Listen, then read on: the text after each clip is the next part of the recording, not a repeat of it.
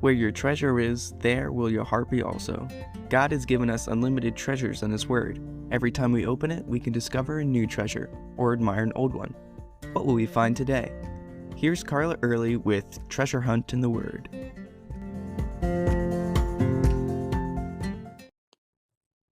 Have you ever been voluntold? Like you don't show up for a meeting and the next thing you know, they voted you to be in charge of something? I remember in kindergarten, my teacher told us that they needed parents to come on the last day and help them with the cookout. My dad was great at grilling, so I raised my hand and said, "My dad can do that." My teacher, who was good friends with my mom, laughingly told her, "Carla volunteered Ken to come grill out for us on the last day of school." Not to disappoint his favorite daughter, my dad took off and grilled our hot dogs. If I remember correctly, no other parent showed up. So for those of you who know my dad, just picture him with 40 little kindergartners.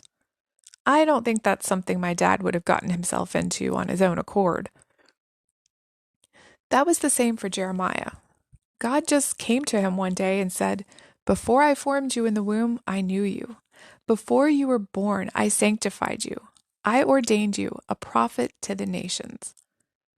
God wasn't requesting or asking him to volunteer like he did with Isaiah when he said, "Whom shall I send and who will go for us?" No, it was more like, "This is the plan. You are my mouthpiece. This is how it's going to happen." It was much like Acts 1:8 when Jesus said, "You shall be my witnesses in Jerusalem, in all Judea and Samaria, and to the ends of the earth." He didn't ask, he commanded. But his command came with promises. The Lord told Jeremiah, "Do not be afraid of their faces, for I am with you to deliver you." We talked about that in one of the Don't Fear episodes. If anyone had reason to fear, it would be Jeremiah. Up front, God told him his job would be to root out, to pull down, to destroy, to throw down, to build, and to plant. That's not an easy or comfortable job. But in case you haven't noticed, we aren't here to be comfortable and take it easy. The Bible tells us, "For we are His workmanship, created in Christ Jesus for good works, which God prepared beforehand, that we should walk in them." When God made you and me, He already had our purpose, not just in mind, but all planned out.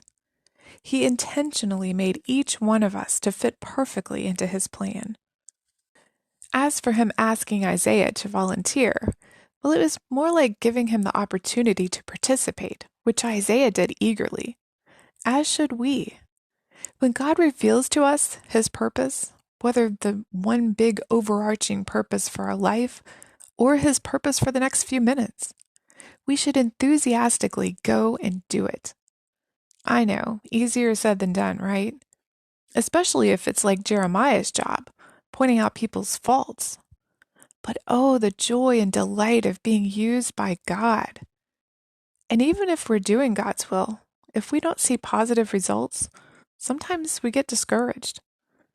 Jeremiah was mocked and persecuted. At one point, he declared, "I will not make mention of him nor speak any more in his name." But he found this was not an option.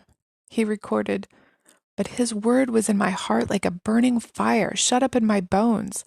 I was weary of holding it back, and I could not." Paul understood that too.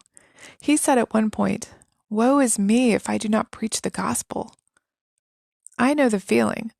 A few times I've been discouraged in doing this podcast, but God always gives me one more thing I just need to write down, and somehow it just keeps going.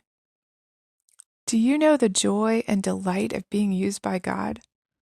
What does He have planned for you to do today? You can contact us at treasurehuntintheword@gmail.com. We'd love to hear the treasures God has given you through His Word. You can listen to other episodes at our website, which you can find in the description below. Thanks for listening, and remember, where your treasure is, there will your heart be also.